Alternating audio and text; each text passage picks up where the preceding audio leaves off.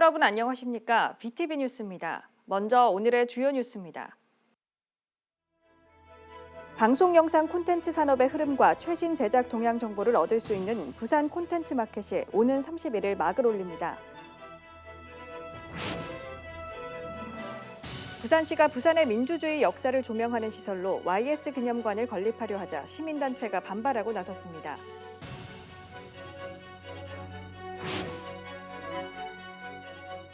우리 동네 착한 가게 시간, 오늘은 사하구 괴정동의 돼지국밥집과 당리동의 정식집을 소개합니다. 필로폰을 투약한 한 남성이 흉기를 들고 옆집을 찾아가 폭력을 휘두르다 경찰에 붙잡히는가 하면 중국산 마약류를 국내에 유통한 중국인과 탈북민 등 3명이 경찰에 붙잡혔습니다.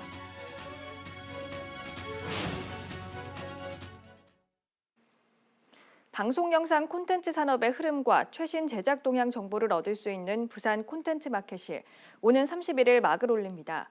올해는 코로나 이전 규모로 전면 오프라인으로 열릴 계획이어서 기대를 모으고 있습니다. 김윤정 기자입니다. 아시아 최대 규모의 방송 영상 콘텐츠 거래 시장인 부산 콘텐츠 마켓이 막을 올립니다.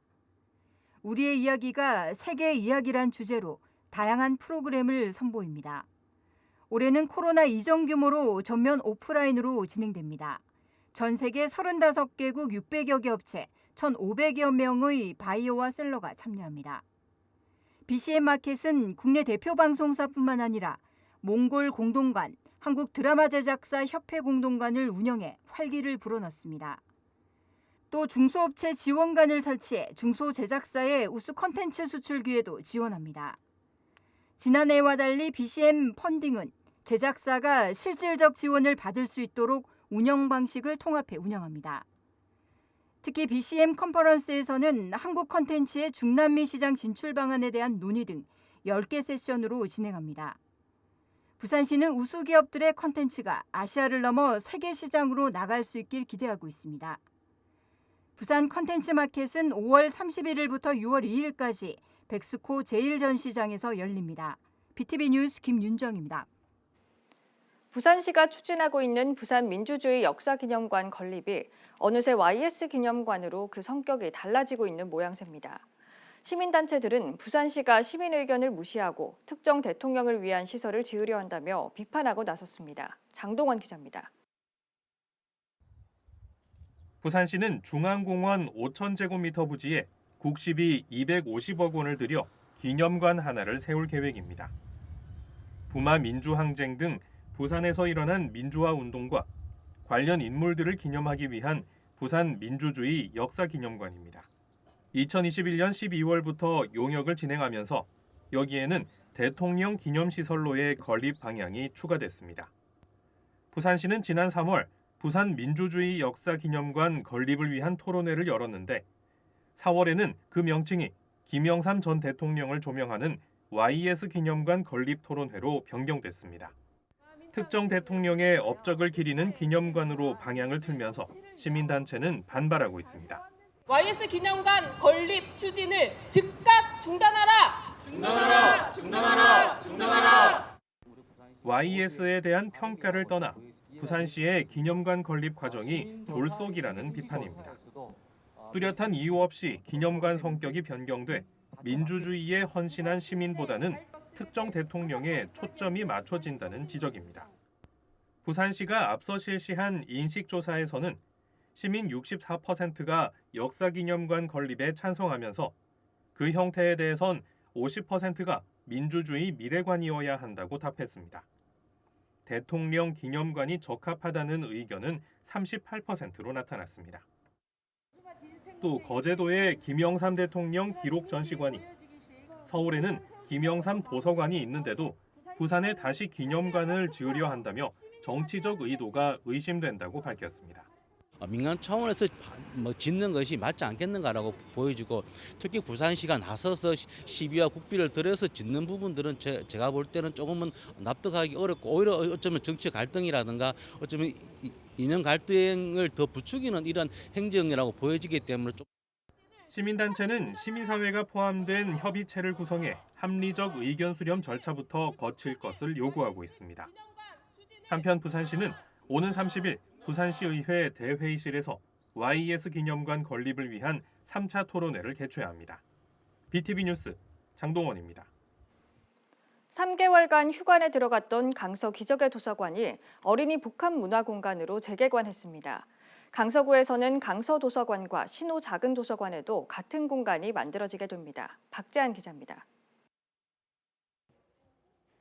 원하는 책을 골라 AI 스피커와 연결하자 자동으로 동화를 읽어줍니다.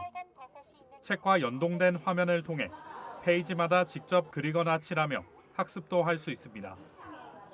지난 3월부터 휴관에 들어간 강서 기적의 도서관이 어린이 복합문화공간 들락날락을 마련하고 재개관했습니다. 디지털 체험실에서는 AI 도구를 이용해 학습과 놀이가 가능한 체험 공간이 만들어졌고 기존 청소년 서고는 아동실로 옮겨져 새로운 독서 공간을 제공합니다. 비치된 책도 5년 전 2만여 권에서 6만여 권으로 확대됐고 지난해 말까지 누적 84만 6천여 명이 다녀갔습니다. 도서관 어디에서나 책도 보고 나무도 볼 수 있는 아름다운 기적의 도서관인데요. 여기에 디지털 콘텐츠 공간을 추가로 조성하여 메타버스 교육, AR 도서 체험, 그리고 원어민 영어 교육까지 추가하여 계획하고 있습니다. 기적의 도서관은 재개관을 기념해 6월 3일 기념음악회를 열고 한 주 뒤 10일에는 창의융합 보드게임 대축제를 엽니다. 강서구는 신호 작은 도서관과 강서도서관에도 어린이 복합문화공간을 조성해 순차적으로 선보일 예정입니다. BTV 뉴스 박찬입니다.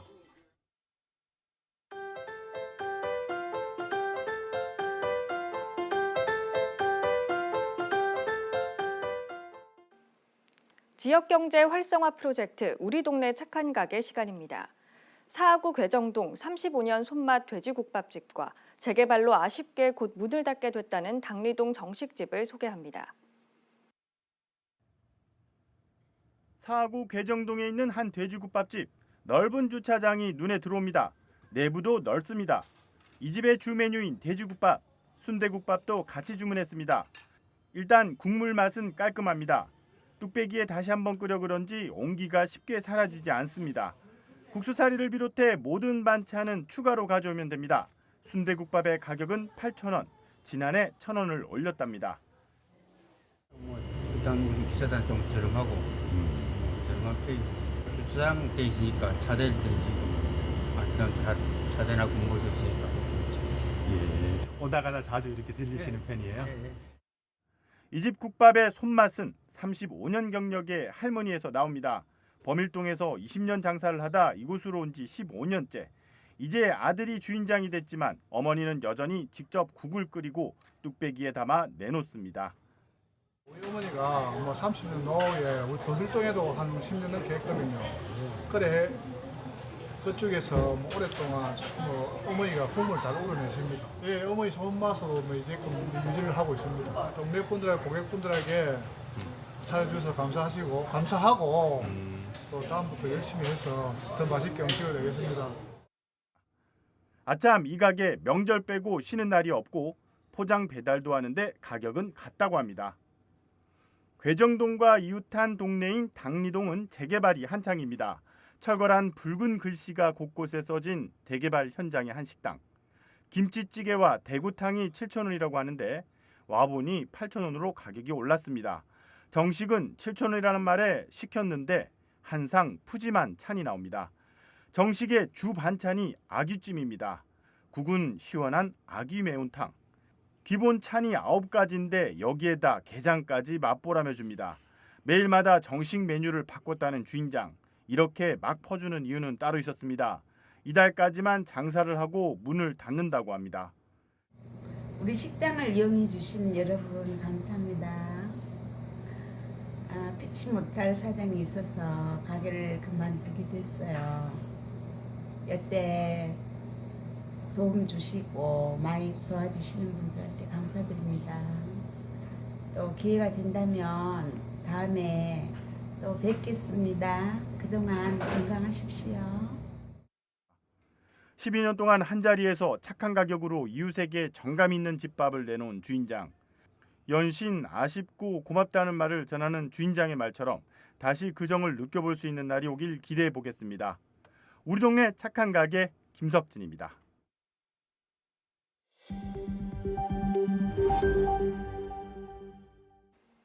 마약 범죄가 끊이질 않고 있습니다.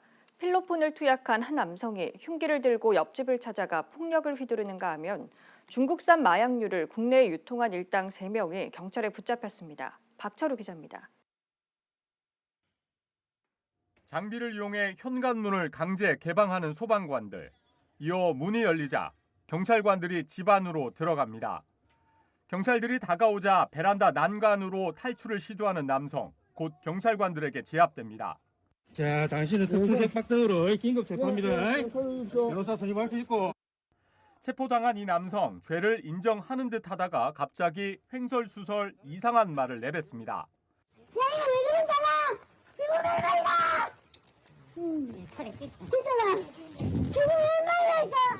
이 남성의 말과 행동의 이상함을 감지한 경찰. 국과수에 남성의 모바일 감정을 의뢰한 결과 필로폰 양성 반응을 확인했습니다. 이 남성 필로폰을 투약한 채 흉기를 들고 이웃 주민을 폭행한 혐의를 받고 있습니다. 중국산 마약류인 거통편을 국내에 유통한 중국인과 탈북민 등 3명도 경찰에 붙잡혔습니다. 이들은 지난 11월부터 중국에서 국내로 밀반입한 향정신성 의약품 거통편을 SNS를 통해 판매한 혐의를 받고 있습니다. 개당 1,000원에 거래했는데 경찰은 검거 과정에서 1000여 정을 압수했습니다. SNS 안에 특정 SNS 안에서 광고를 하더라고요. 그래서 이제 그거 제보를 받아가지고 그거 이제 판매하는 거 사실을 확인한 다음에 압수하고 이제 검거를 한 거죠. 지난해 마약류 사범은 18,395명으로 통계가 파악된 30년 이래 가장 많고 전년도와 대비해서도 13.9%나 증가했습니다. 한편 부산경찰청 여성청소년과에서는 마약류 이용 성범죄 예방을 위한 유관기관 간담회를 여는 등 이 젊은 층으로 파고드는 마약 범죄와 관련해 대응 방안을 논의했습니다. BTV 뉴스 박철우입니다. 부산관광공사는 6월 1일부터 수국 개화 시즌과 여름 성수기를 맞아 태종대 유원지 다누비 열차의 운행 시간을 2시간 연장 운행하기로 했습니다. 6월부터 8월까지 다누비 열차의 운행 시간은 2시간 연장돼 오후 7시 30분에 마지막 발권이 이루어지며 기존 월요일 휴무도 무휴 운행으로 변경 운영됩니다. 관광공사는 태종대 수국축제가 지난해에 이어 올해도 취소됐지만 6월 말 장마철을 거치면서 꽃이 만개할 것으로 내다봤습니다. 한국마사회 레츠런파크 부산 경남은 오는 6월부터 평일 방문객들을 위해 은퇴마 방목장인 토마빌리지를 무료로 운영합니다. 방목장에는 웜블러드, 샤이어, 할라마 등 다양한 품종의 말들이 번갈아가며 방문객을 반길 예정입니다. 개방 시간은 매주 수요일과 목요일 오전 10시부터 오후 4시까지이고 혹서기와 혹한기에는 말을 보호하기 위해 운영되지 않습니다. 퇴직한 5, 60대 신중년들의 일자리 창출을 위한 환경정화 활동이 을숙도 일대에서 펼쳐지고 있습니다. 부산의 한 일자리 센터와 민간기관이 협력해 만든 사업인데요. 일자리 창출은 물론 해양 환경까지 깨끗하게 만들어 일석이조 효과를 얻고 있습니다. 현장을 김한식 기자가 취재했습니다. 사람들의 접근이 제한된 낙동강 하구의 한 섬. 한 무리의 사람들이 무언가를 줍고 잘라내는 작업이 한창입니다. 마치 작물을 채취하는 것 같지만 이들이 들어올린 건 바로 쓰레기입니다. 각종 그물부터 생활 쓰레기, 심지어 커다란 기름통까지 발견됩니다. 국내 최대 철새 도래지 중 한 곳이자 자연의 보고인 을숙도의 실태입니다. 아이고, 이거 어민들이 너무 그물망을 많이 지금 버려갖고 땅속에 깊이 발지가 있는데 출고하기도 좀 불편하고. 을숙도에서 환경정화 활동을 펼치는 사람들은 이른바 신중년들. 12명으로 구성된 해양환경정화사업단은 지난 4월부터 매월 5차례 이곳 을숙도에서 버려진 쓰레기 등을 줍고 있습니다. 섬 곳곳 광범위하게 버려진 쓰레기들을 찾아내기 위해 드론까지 투입됐습니다. 갈대 사이에 숨어 있고 모래에 묻혀 있어 쉽지 않은 작업. 하지만 업무를 분담해 효율을 높이면서 작업 시작 30여 분 만에 대 6개의 자루가 가득 찹니다. 힘든 작업이지만 자신들이 지나온 자리를 돌아보면 마음이 뿌듯합니다. 신중년 일자리 창출에 대해서 수익성도 좋지만은 이렇게 나와가지고 환경 정화를 할 수 있고 주변을 깨끗하게 만들 수 있다는 게 참 보람이라고 느낄 수가 있죠. 이번 해양 환경 정화 사업은 부산 장노년 일자리 지원센터와 주택 도시보증공사가 힘을 합쳐 만들어냈습니다. 5, 60대 퇴직자, 이른바 신중년들의 일자리를 만들고 지역사회에 공헌하기 위해서입니다. 센터는 앞으로도 다양한 사업을 마련한다는 계획입니다. 신중년들의 인생 산모작과 더불어 인생의 버팀목으로 성장하실 수 있도록 많은 노력과 지원을 아끼지 않고 있습니다. 전국 7개 특광역시 중 최초로 초고령 사회에 진입한 부산. 공공기관 주도의 일자리 창출 확대와 더불어 민간기관과 기업들의 참여가 절실합니다. 헬로티비 뉴스 김한식입니다. 지난 5월 22일은 위탁가정의 날이었습니다. 위탁가정은 친부모에게 아동이 보호받을 수 없을 때 친가정과 유사한 환경을 제공해 아이를 양육하는 가정을 말합니다. 실제 가정에서 아이를 키우기 때문에 보육원 같은 시설보다는 정서적인 안정감 면에서 장점이 큰데요.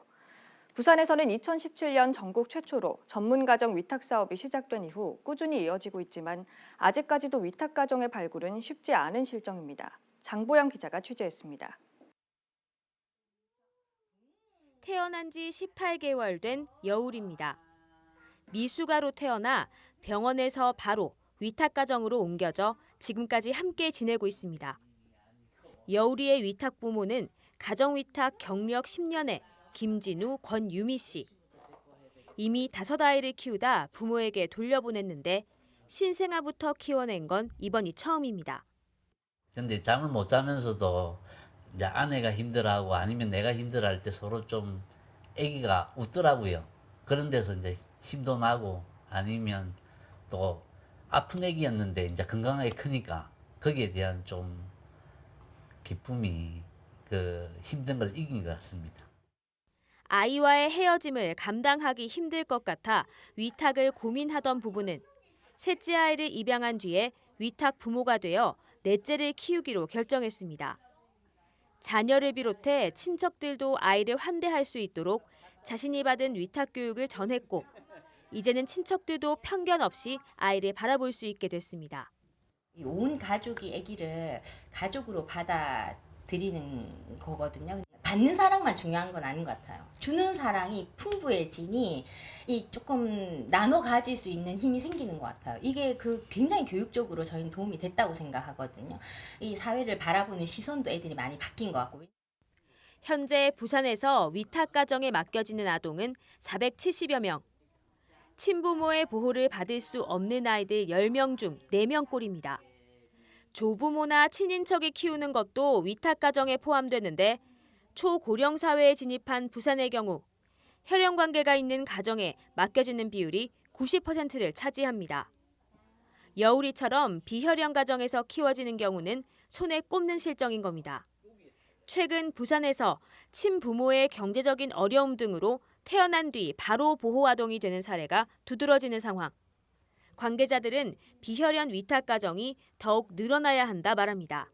가정 내 맞춤형 보살핌이 필요한 저연령 아동들의 가정위탁 보호율을 높이는 것이 매우 중요한 과제이고요. 이 과제를 해결하는 방법이 바로 좋은 위탁 가정을 많이 발굴하는 것이라 하겠습니다. 가정 위탁 제도가 생긴 지 20여 년째. 오늘도 어린 보호아동들이 위탁 가정을 기다리고 있습니다. 헬로티비 뉴스 장보영입니다. 부산시와 하나은행, 부산신용보증재단이 24일 업무 협약을 체결하고 2030 부산 세계박람회 유치와 지역 소상공인 경영 안정을 위해 힘을 모으기로 했습니다. 이날 협약은 하나은행이 지역 소상공인들의 어려움을 해소하기 위해 100억 원의 특별 출연 의사에 따른 것으로 대출 규모는 총 1,500억 원입니다. 자금은 총 3차에 걸쳐 지원될 예정이며 24일부터 신청할 수 있습니다. 부산시 소상공인 특별자금은 소상공인에게 자금을 대출해주고 시에서 이자 비용의 일부를 지원하는 정책자금입니다. 동아대병원이 보건복지부의 비대면 진료기술 개발 사업에 선정돼 2027년까지 22억 5천만 원을 지원받습니다. 이 사업은 기관별 실시간 의료 정보를 수집해 의료 비용을 줄이고 환자 생존율을 높이기 위한 것으로 보다 빠르고 정확하게 재난응급에 대응할 수 있을 것으로 기대되고 있습니다. 동아대병원은 2021년부터 2년 연속 인공지능 학습용 데이터 구축 사업에도 선정된 바 있습니다. 이어서 포토뉴스입니다. 남구 드림스타트는 지난 18일부터 20일까지 대전과 서울 그리고 용인 일원에서 드림스타트 6학년 아동을 위한 드림하이, 플라이하이 진로체험 프로그램을 실시했습니다. 프로그램에 참여한 6학년 아동 24명은 이 기간 동안 카이스트와 연세대 그리고 서울대 등 국내 유명 대학을 견학하는 시간을 가졌습니다.